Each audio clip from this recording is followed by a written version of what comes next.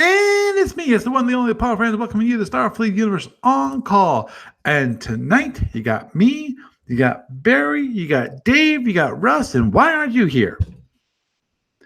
You know, if you can download and use a Chrome browser, you should easily join us in TalkShoe. If you can't, you should be able to join us on the YouTube live feed, which is posted many places, from Facebook to Twitter to Discord. If you actually on the Discord server, and I know that's kind of out there. The discussion board is there. I'm not sure where else I can post it. you know, um, but if you just want to go to the YouTube channel. I got links. I'm pretty sure I got it on my website at sfuoncall.com. You can go there and you can go to the live stream, and I'm watching on the live stream for anyone who wants to chat there. If you want to join me there, that's great. If you just want to listen in, that's great too. Just obviously I'd rather have some chat so we can actually talk about these things, because the whole idea of this podcast is more of you almost want to call it group therapy for our poor SFB FedCom players.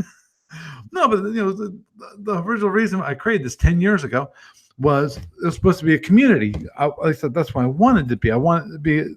I figured 9:30 is a decent time. It's not too late for East Coasters, not too early for the West Coasters. People outside of the U.S. I'm sorry, it's hard.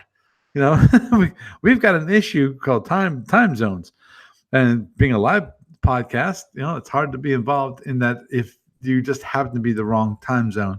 And I apologize for that. I'm not sure what else I can do about that. Sorry, unless you are one of those crazy third shifters, where you're up in the middle of the night, or decide, or you're all the way on the other side of the planet, like in Australia.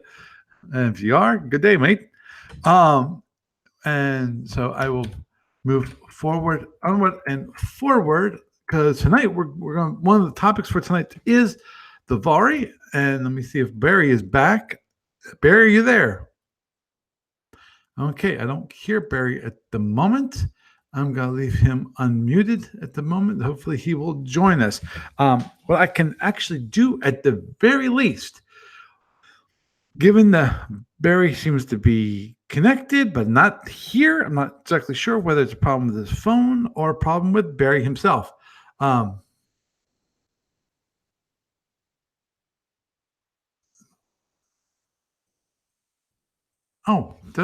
I screw up the date?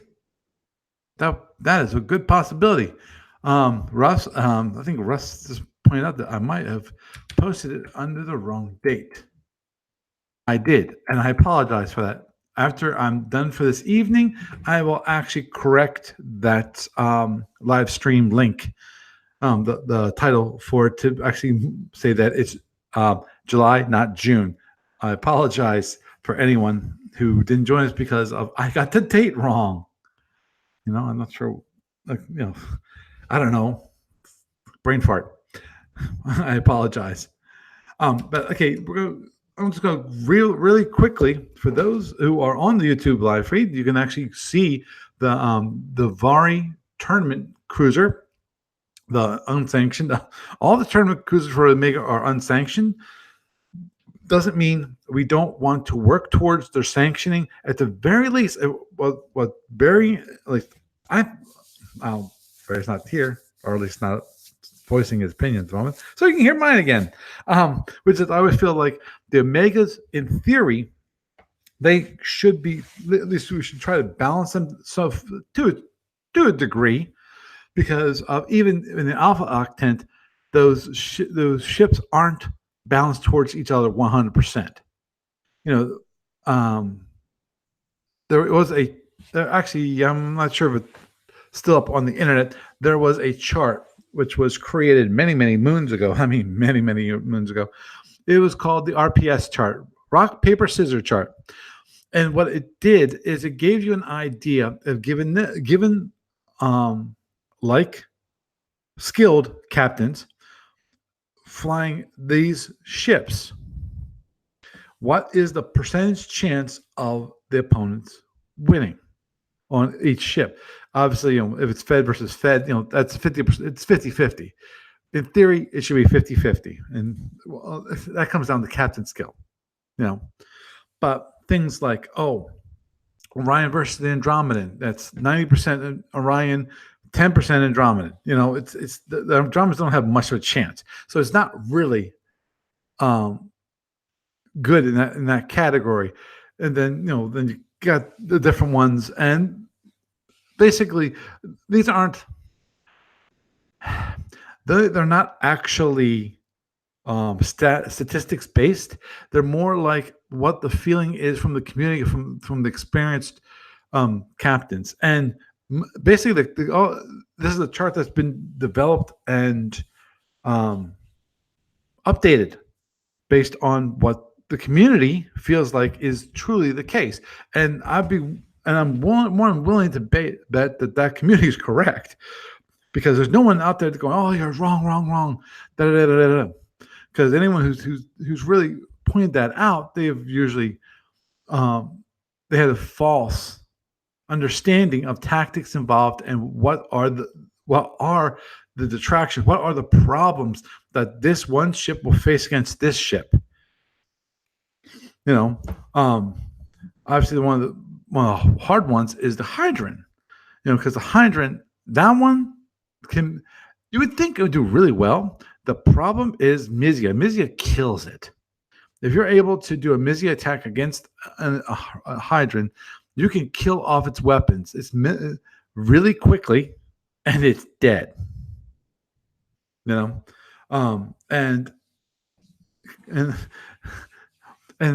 one of its biggest issues is it's got this large center hull. So, but anyhow, getting back to the Omega, but I think trying to balance it with other Omegas relatively, I don't think if it's a 50-50 on that RPS chart, you've done something wrong, really. And obviously that's going to be one of the challenges with bringing in Omega tournament ships, which is, how do you know when it's an issue, it's an RPS issue?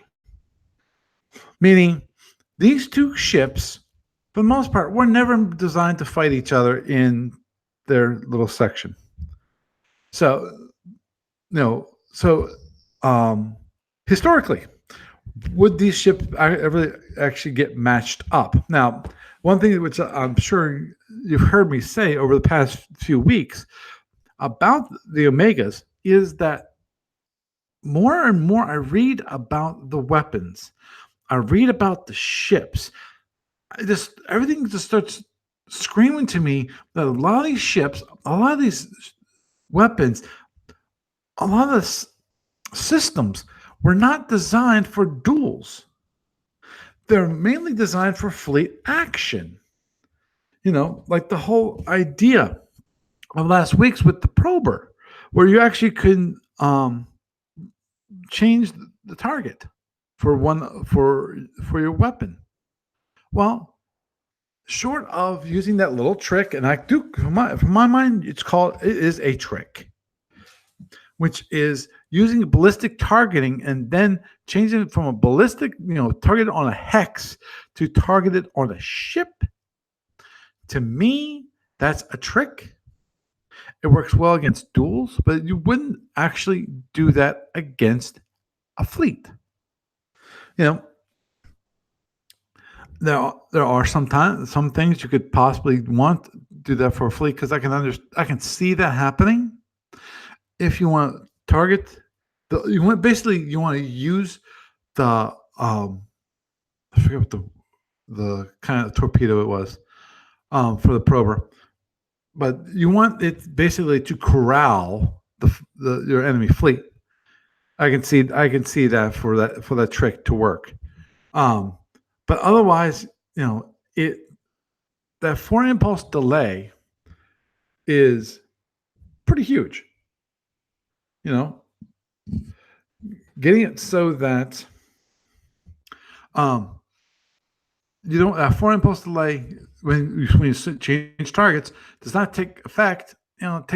Takes distance. So, and most time, and when it comes to duels, you don't have that distance. Because to get it, like if you're close range, and you want to get to a person's opposite shield, you have to go past that person's ship and then come back. And at the same time, when it comes back, it can't hit it within the first 4 impulses. So if the person realizes this, like when it goes past the ship, what does he do? He dives towards the torpedo. If he runs toward, obviously that's a good thing for you, because then he's going to face an opposite shield to him. But at the same time, it's one way of completely removing the possibility of that torpedo actually causing any damage. Obviously, like any other seeking weapons are mainly meant, in my mind, they're mobile terrain. They're there to change your enemy's direction, change the course of where your enemy is going. Yeah, Dave was mentioning about the hydrant that Mizian makes your enemies mad.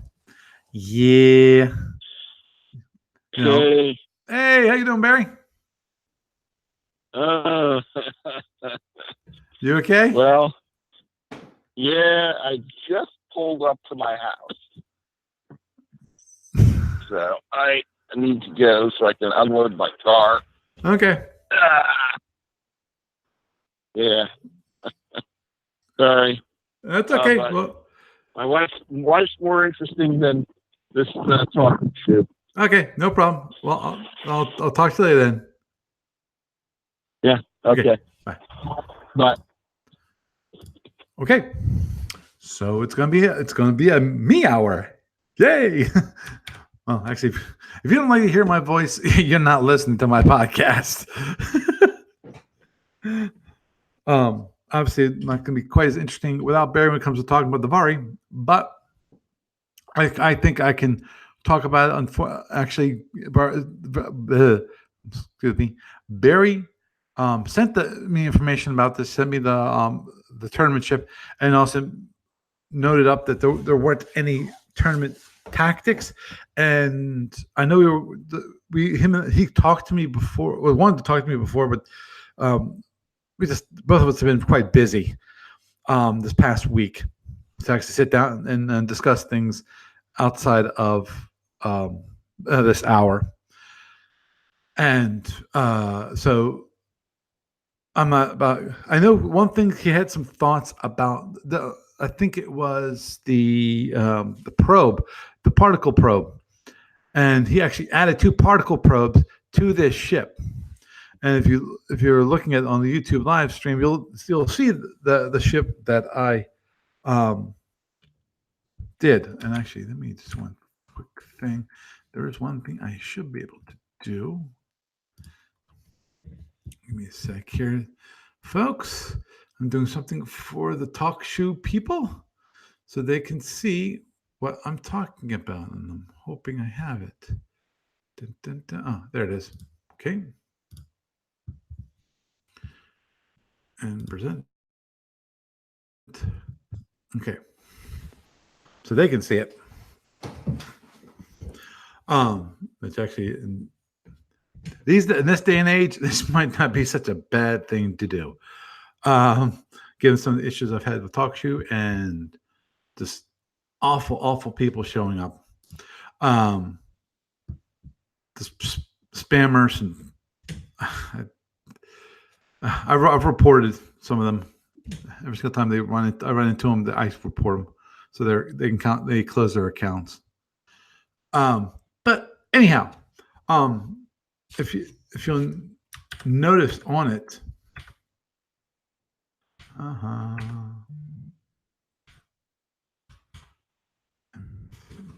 okay, here it is.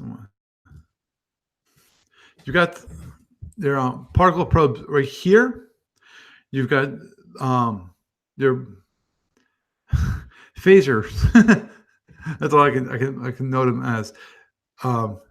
you got some of the smaller ones here, and you got the larger ones up here, the phaser ones, and then the particle beams. Now, I was actually reading about the particle beams, and the particle, it's weird.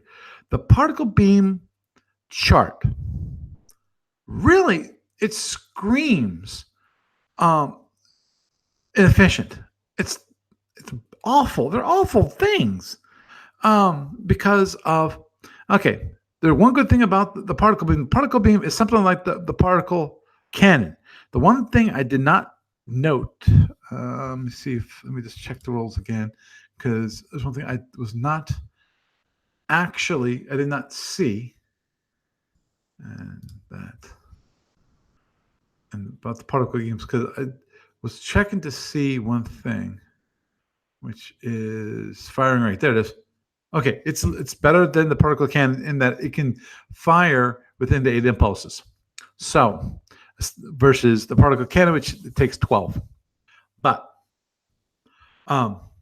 see, the awful thing about it is the chart. The chart basically says that other than the hits, they aren't the greatest. They're like particle cannons.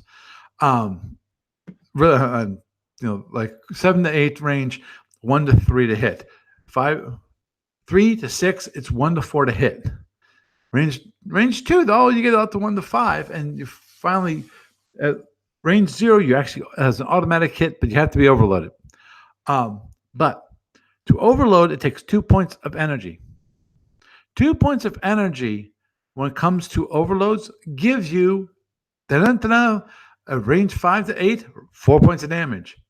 A range 1 to 0 to 4 gives you only 6 points of damage for 2 points of power. And to say the least, that's not exactly a great rate of return. The only thing, obviously, that is a benefit about the particle beam is that you can fire it multiple times per turn, and it's only a quarter impulse delay between those two. But again, there is that delay. So, the particle beam cannot be held. So we have 5 here, and then this is true. Let me just double check this. I'm pretty sure that was the case. Yes, it is true. Okay, which is this particle beam, rear extended particle beam. The Varys have rear extended weapons when it comes to, and these are basically, they're supposed to be kind of torpedo weapons. I think that's what they're hit on. Let's do double check here. Yes, they are. They are hit. They're destroyed on torpedoes. Now, given that they are definitely inefficient when it comes to damage, 2 points of power gives you a maximum of 6 points of damage, and these cannot be held. So that they're one turn arming. They're like disruptors in that category. Now you can put up to 4 points of energy, which gives you 2 overload shots. But of course, it's 2 overload shots given a quarter impulse delay between the two. So yes, that will give you 12 points of damage, maximum 12 points of damage, which is actually not bad. You can do 12 points of damage with a single weapon in one turn, but the problem, of course, ends up being shocker, that given that it takes you two shots, and giving you 2 shots, you're not going to get that on this. It's rare you're going to get that on the same shield, because of your opponent's not going to just sit there and wait for you to be able to recycle and fire again. No, he's going to be running. So given that, they're not that great a weapon. Now, Barry put 6. 6. Now, this is one thing he did because I'm pretty sure that this was based off of the Vari heavy cruiser. Variant Heavy Cruiser has a little less power than this ship, which I'm glad he put more power because you need more power for because he added more weapons. The question is, do you add enough power to offset that? Because normally a normal Vari Combine Heavy Cruiser has, let's see, 8, 1, 2, 3, 4. 4 times 4 is 16, 18. 18 plus 8 is 26 points of power when it comes to warp. And then 4 is 30, and another 4 is 34. So got the Vari. Now, again, the Heavy Cruiser is worth 112 points.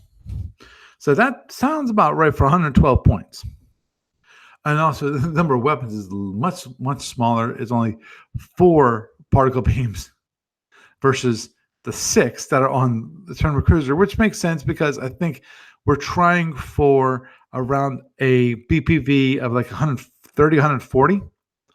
So that makes complete sense to upgrade things a bit. Now, overall, in my mind, it's not the particle beams you have to worry about on this ship.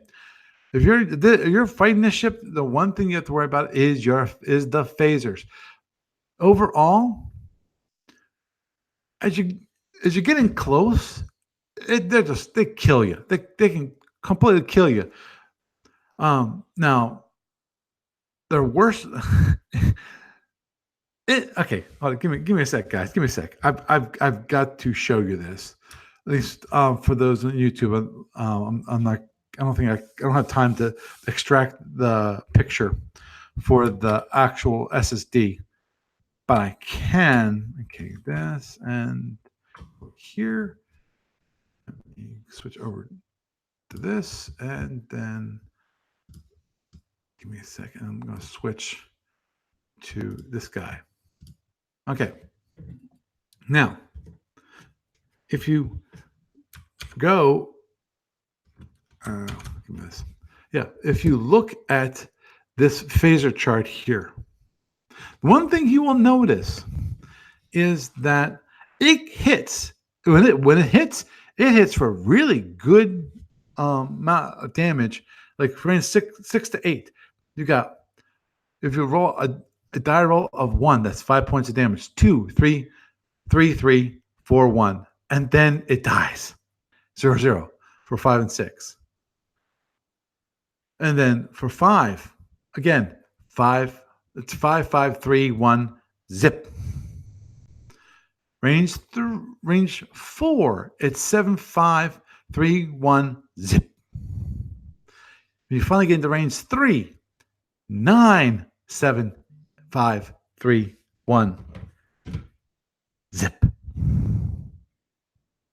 So when you hit, you do more damage on average than a regular, an alpha octant phaser 1. But the problem with this phaser is when if you roll poorly, you get nothing. You get absolutely nothing. So it's the curve on it's really it's whack because if you get to range zero, if you're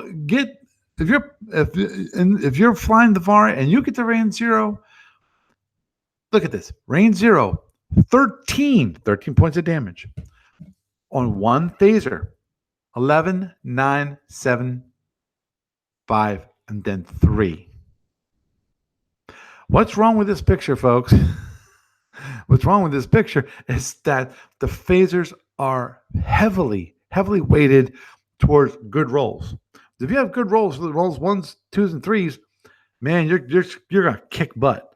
But if you roll 4s, 5, and 6, this is not like your mama's phaser 1. You will do next to nothing, comparatively speaking. And same for if you look at the phaser 3 here. Does it do better in some cases? Yeah. Heck yeah. Look at this. from range 6 to range 15, it's 3 points of damage, then 1, then zip. Compare that to a alpha octant phaser 3. Phaser 3 from 9 to 15 is 1. It's 1, then it's all 0. So the maximum amount of damage is 1 point of damage. And then you have to be really lucky. And then I think it's from I'm see if I can remember this right. I think 4 to 8, it's 1-1. So you have a chance. Not a really good chance, but you have a chance. And then 3 is a little better, and then 2, 2 is actually decent. Where I think it's 4-4, yeah, it's 4-4-4-3-2-1 at range 2. In the case of these, you got 5-3-3-1-1-0. So the max is up, but the downside is really down.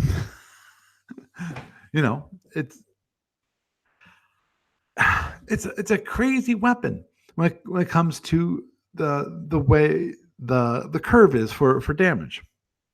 But I wanted to show you the chart really quick to help understand how crazy it is. And here's the particle beam chart, which I was talking about earlier. Now, obviously, standards, not bad. You get 50% chance of doing 2 points of damage for 2 points of power. For 1 point of power. Because standards is 1 point of power, you can do 2 points of damage. Not great, not bad. And same for these to me work more like phasers, alpha octant phasers at the longer ranges. But obviously they're a little better because of, let's say, 16 to 24. It's 50% chance of doing 1 point of damage. I don't remember of alpha octant when it comes to the 16 to 24, but I think 9 to 15. Again, it's 2 points of damage, which is, I think it's around average for, it might be a little bit greater than average for, because actually if you calculate out the average damage for 9 to 15 for a particle beam is basically it's 1. Is what it would be. So, which is actually not bad for 1 point. You basically it's 1 for 1. Which is, if you're at longer ranges and you have your opponent showing his down shield to you, you got a good chance of punching through. Of doing that. On average, you should do 1 point of damage. Means you should do 1 internal. So if he shows that down shield to you, you got him. Now, let me do this. Let me switch back. Actually, I'm going to switch back to the tournament cruiser. Give me a sec, and you will be seeing that's it.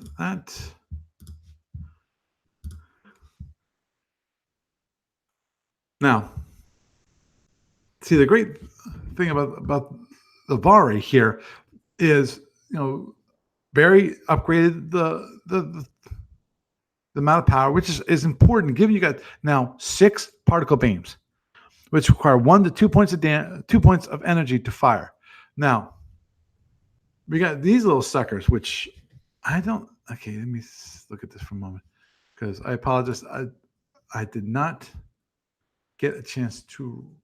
Oops, wrong one. There. Wrong one. Wrong rule book. I'm sorry. I apologize. The particle probes, which they're 2 turn-on weapons. Basically, they're regular probes that they enhanced. The firing rate is, of course, particle probes can only be fired once in a period of 2 turns. Big surprise. No unit can fire more than 1 particle probe in any given turn. So even though it has 2 particle probes, you only can fire 1 per turn, which is fine, because you can basically you use an alternate. Let me just look at I'm looking for. Excuse me. I am looking for. What's the effect? Ba-ba-ba. It limits the amount. Okay, holding reserve. Okay, ammunition. Procedure. Okay, they're launched. And I'm sorry. No. Okay, I'm a. Well, could be a close range to guarantee a shot on down shield. Okay, so this is basically really a poor man's weapon. Seems like I I don't. I'm sorry, but I don't see a weapons chart, and I don't see how much when it comes to hits. Gets killed on probes, which is interesting. Now you have two. Now you have two probe hits. Of course, if you get only when it comes to the damage allocation chart, if you get down the probe, you're in trouble. You know. Okay, I apologize. I didn't look at this earlier because I don't see what it does. Whacked. Okay, but anyhow, so the ship can obviously it can move quite quickly as long as you're not charging every single particle beam. So, given the particle beam's arcs, this means that this ship is actually quite flexible when it comes to combat, because the weapons can look, other than the particle probes, they can be, all his weapons can be fired every single turn. That means it's a very flexible ship. It's more like with a I was gonna say Fed, but that's not really a good way of describing it. It's more like an Orion, a phaser boat, where you have all direct fire weapons here, and they're all one-turn arming weapons. I think I've ever seen anyone do that when it comes to the Orion, whether I've ever seen the Orion with disruptors in the front and then phasers in the side, which you can easily do. It's basically a very poor man's, Klingon, with 3 disruptors, no drones, but but the whole idea there is that overall, this ship is very, very good for dogfighting. Not dogfighting, sorry, knife fighting. That's that. Because of it's the one-turn arming weapons you have here, the phasers and the particle beams. That means you want to stay close to your targets, because most of your opponents are going to have multi-turn arming weapons, and since the only remember one thing, other than your phasers, your other weapons, your particle beams, none of them can be held. So it's not like really that you're going to be able to run away, charge your weapon, recharge your weapons, come back. There's no point, other than, of course, the phasers. Now, obviously, that's going to limit you somewhat on the number of phasers you can fire if you are if you're knife fighting and you're doing a very close knife fight. Well, I'm sorry, that is kind of incongruous. Because if you're in knife fight, you're close range. That's by definition, that's a knife fight. Versus more of a saber dance where you're more in the within within overloaded range, but you're not coming in close, range 5 or closer, But in this ship, that's what you want. You want it to be that close. So, given that, you're going to want to basically pound your opponent with this ship. You're going now the in my mind. Actually, let me just. I'm going to do one quick thing for you folks. Yep. Okay. Which was I was wondering if the particle probes are actually part of the original heavy cruiser, and it is. So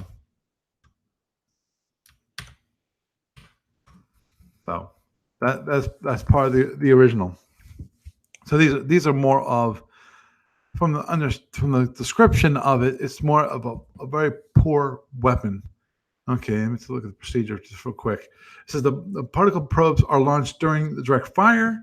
The probe is launched in hex and to a hex, i.e., to a hex within 6 hexes of the firing ship, whereupon particle beam fires on the target that hex.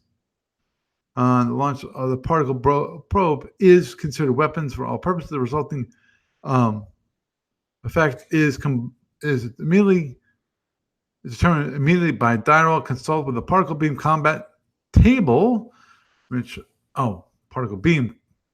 And we're all, okay, am I looking at the right one? Yeah, okay. Well, see that and indicates listed. Okay, so it's using the same table. Okay, so basically, it's a multi-turn arming particle beam. That's what it seems to be indicating here. I'm sorry, that's what I missed. But it has limited firing arcs, is what it looks like it has, because it has the probe's firing arcs. It says the launch the hex using G522, which is, I think that's the probe system. So this is one of those ones that you, as mentioned, it's kind of a coup de grace to a certain degree.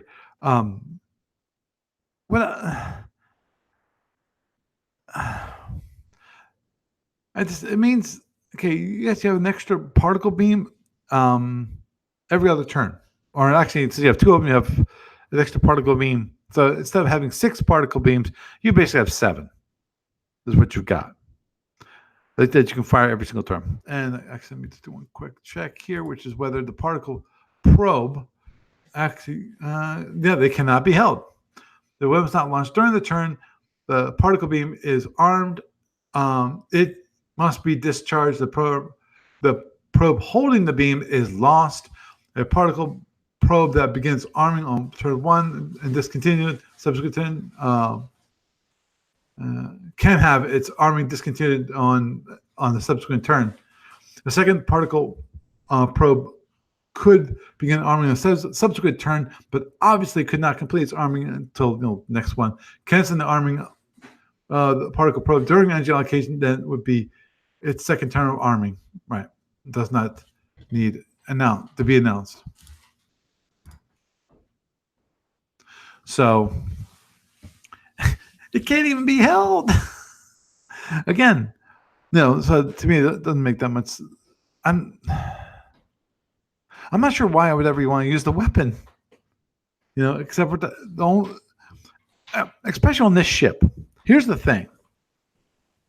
Because of what Barry did by adding the additional particle beams, there is no reason on this ship to actually use the particle probe, which leads me to believe that Barry got it wrong in that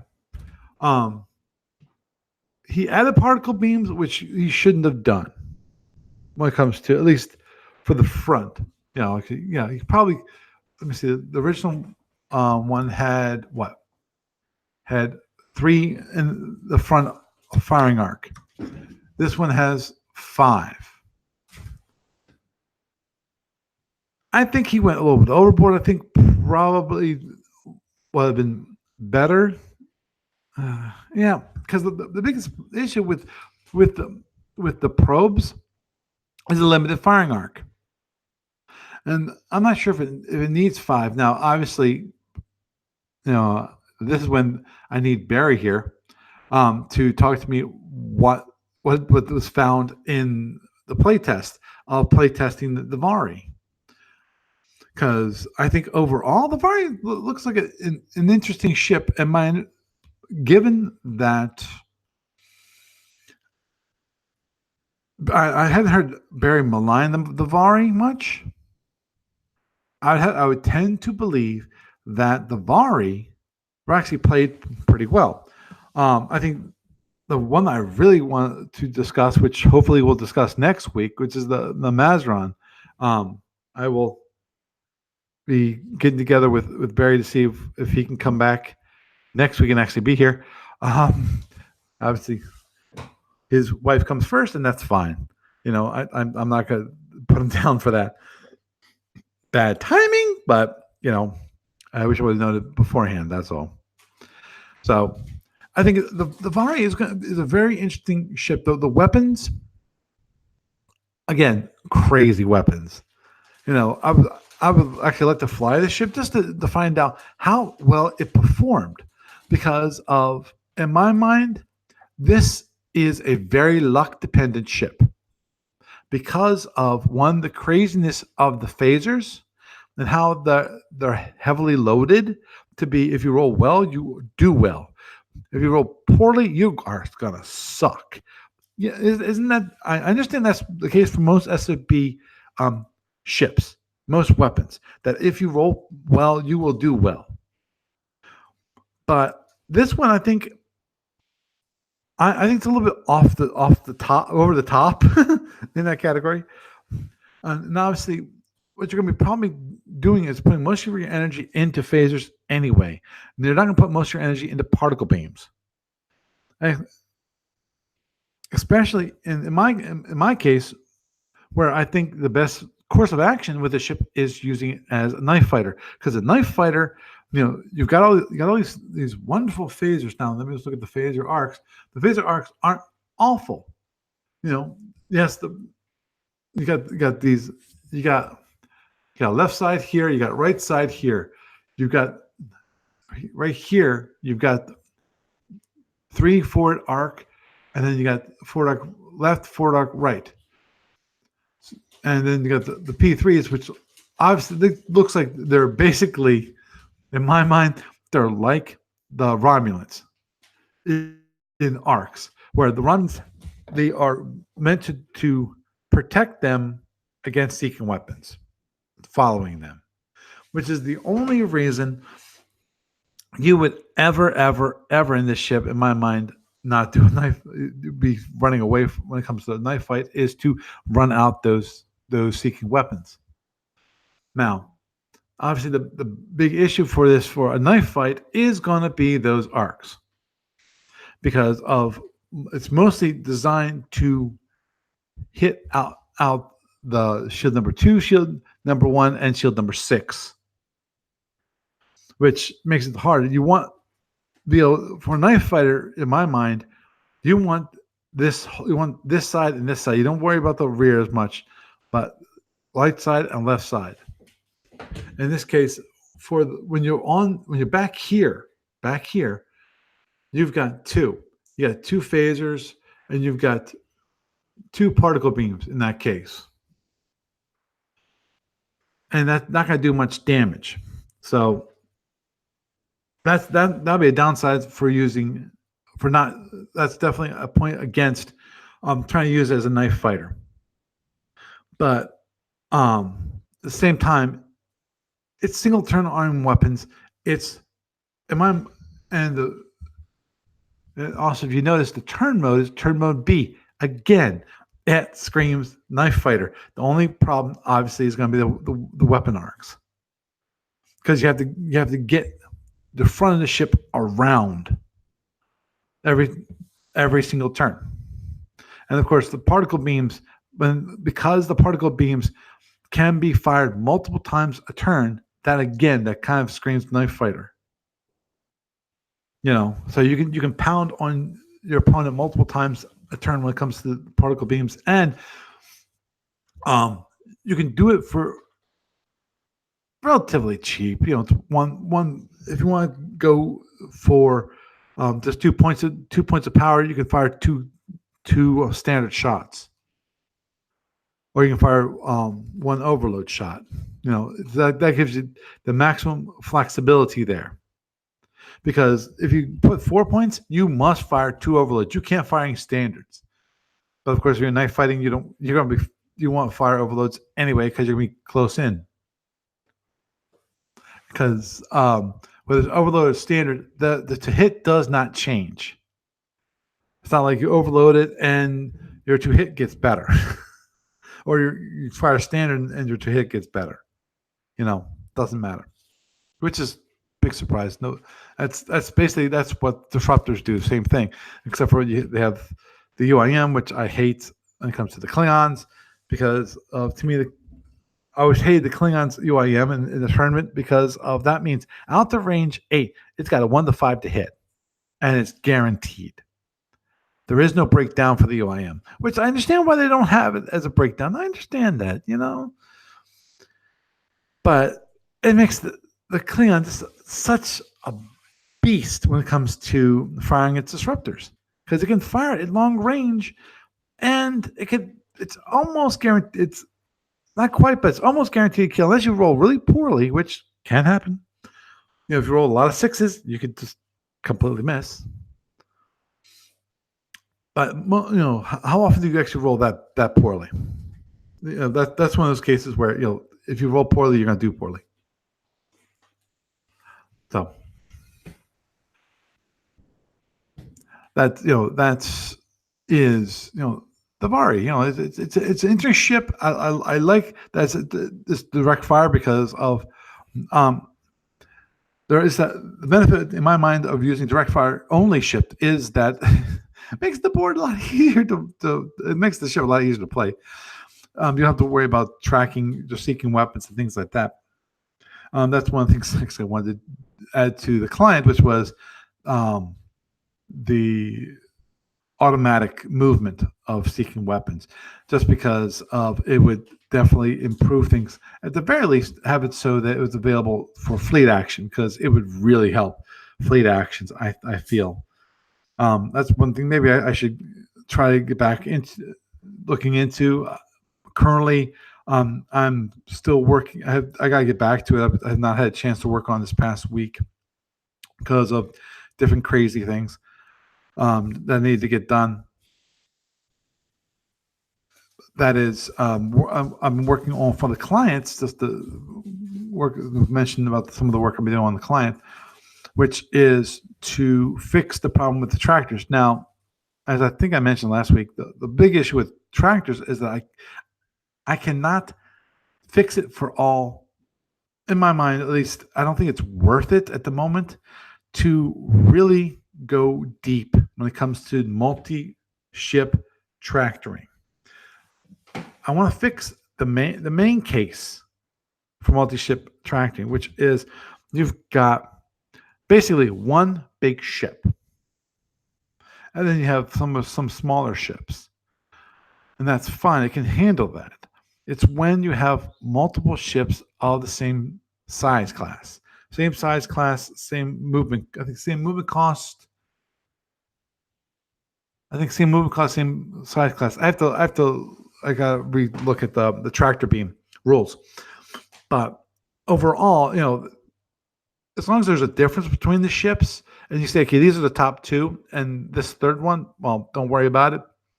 Because according to the tractor rules, the top two ships, those are the only ones that actually get to move. If there's a third ship actually tractor, that third ship doesn't do squat. You can't. Basically, its pseudo speed of 0, which is interesting. But in that case, that's. This was brought up to me. I forget who, Devilish. I forget the exact call sign, but he brought it up to me. Actually, it was brought up to me beforehand. I just hadn't had a chance to really work on it, and he brought it up again. So, I started working on it. and I would really like to get that done so that fleet action can be a lot more possible. Because at the moment, tournaments have been on the decline when it comes to SFU Online, but fleet action has been a lot more prevalent, which in my mind is a good thing because you get these larger battles. Larger battles are more fun. Now, the problem with larger battles, obviously, is time. It's going to take multiple sessions, and some of these sessions, to like any other fleet battles, when it comes, because these are for campaigns, and being for campaigns, they get to a certain point in the battle. Instead of just watch them completely like one side wipe out the other side, they at some point they go, okay, this is going badly. I'm going to retreat, and the other person invariably says, okay, I'm going to allow you to retreat, or they can work out. They can negotiate a deal. Oh, this ship, that they're going to die, but I think these will escape. And the person either agrees or doesn't agree with it, and either they play on or they, to save time, they stop. So fleet action can be quite interesting, but at the same time, unless you're actually involved, because it can be quite boring, because just when the fighting gets good, they stop. And that's fine. That is what it is. But currently, actually, when it comes to the SW Online claim, my biggest concern at the moment is notarization for Apple, because of given that Catalina, which is the next version of the Mac OS, might require all applications that are downloaded to be notarized. And to do that, I have to double check whether it's going to be requirement in Catalina or just strongly suggested. And at some point they're going to enable it, so it's going to be a requirement. I think it's comes requirement in Catalina. In which case, my client is no longer going to be available to run. You no longer will be able to run it on the Mac OS. This is not a good thing, because then I have to work around it. Because in theory, I can work around it, but it makes the application a lot more. It's going to be a much more of an awful experience for the people involved. Because the only way to do it then would be actually, okay, here is a zip file. Take that zip file, run it from the double click on this script. That script will start the client to run. That's going to be the only way of doing it. Of course, some of the stuff, like if that's going to be a requirement, notarization, well, there's a problem with notarization, which is for the JVM, which is what it's a Java-based client. That JVM would then also have to be notarized at some point. And the last thing, when I last tried to notarize my application, this was many, many months ago when I first got notified about the notarization, and worked on it. Well, okay, do this. Okay, fine. I can work through a few hoops. I've already got it so that I can sign the application. Got that working. So having it's notarized, it's a little more work, but I think I can get it working. Submitted it, and it failed. And why did it fail? It failed because of the JVM is not compiled for a late enough version of Mac OS. It's too early. It runs on too many versions of Mac OS. This is the bad thing. So I'm makes me wonder. I know some people say, "Oh, to get notarized, did this." Okay, how did you get that notarized when this one thing, which is it's saying that it's not compiled for a late enough version of Mac OS, it's not working. It doesn't really get past this point, So I might have to do something which I really loathe to do, which is oh Jesus, well, I forget what the website is called now, which the developers use. And basically create an account there and actually post a question there. on that to see if anyone has come up with a solution. Because heck, if I know. My guess is I might have to wait for an updated version of the VM, and possibly that won't be fixed until Catalina gets released. When the notarization becomes a requirement, in which case I'm going to be down for a while. To do that, or I have to switch to be web-based, which I've talked about before, and I would like to switch to be web-based. I've got some interesting ideas going along for that. I've actually talked to another developer about this functionality called WebSockets, and that looks like what I would like to use, because it allows streaming basically for everything, so that it can basically it allows real-time communication between the server and the client, or a server and the browser. So looks interesting. I think that could actually work, but there's a lot of work involved, especially with all the functionality that's currently in the client. A lot of the functionality would have to be dropped off the face of the earth. Actually, it reminds me. There was a Facebook post going, "Oh, I don't like the client because it's not. Wasn't I don't think it said it was intuitive. I think it looked old. Well, it probably does look old. It is quite old. I agree. But okay, people, remember one thing: saying is old doesn't mean squat. Tell me what is that that's why it feels old.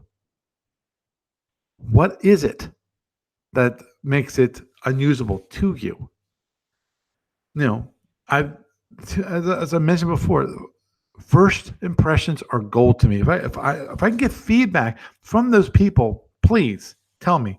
That's the funny thing is, as part of the client, I have a feedback button. Click on it. Send me information. Say, I think this is junk. That doesn't do this, doesn't do this, doesn't do this.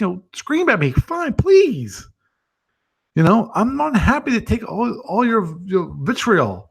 Because I think that will help me to actually have a better client, a better experience for everyone, including you.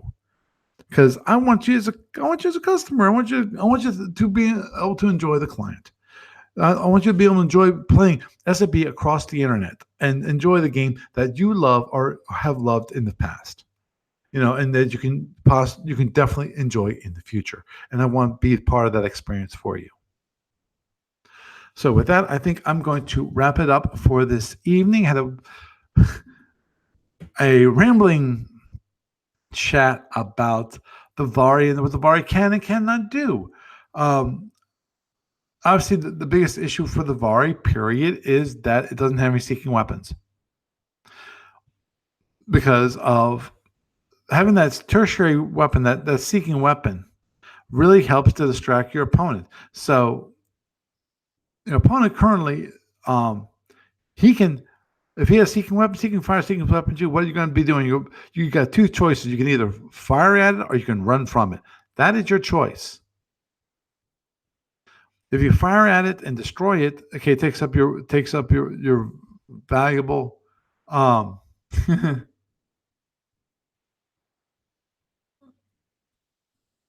Okay. Russ was just mentioning when it comes. All right, let's finish the comment of Bari. So that that means you either have to use energy or weapons, and if you use up weapons, you can't fire on your opponent. So that's always the issue. And when it comes to, some minor things with the client, as Russ mentioned, a GUI that are full of info and geared toward optimization of access, lots of options, appear old. I.e., what I think Russ is saying is simplify, simplify, simplify. Remove options. And I think that is sometimes a wrong approach.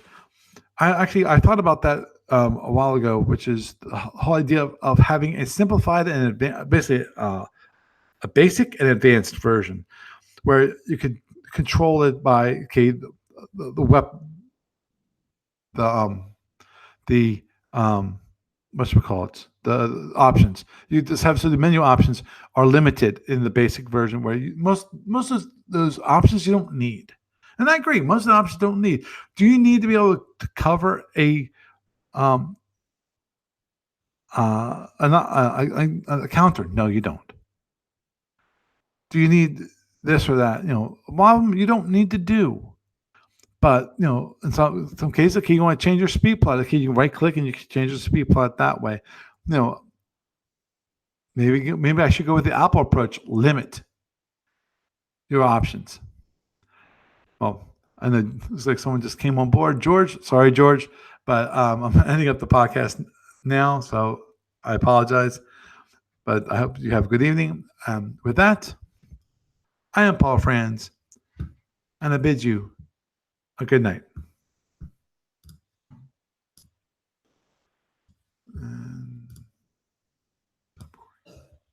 Recording paused.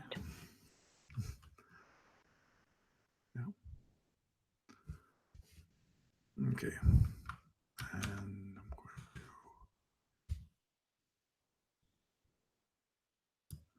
to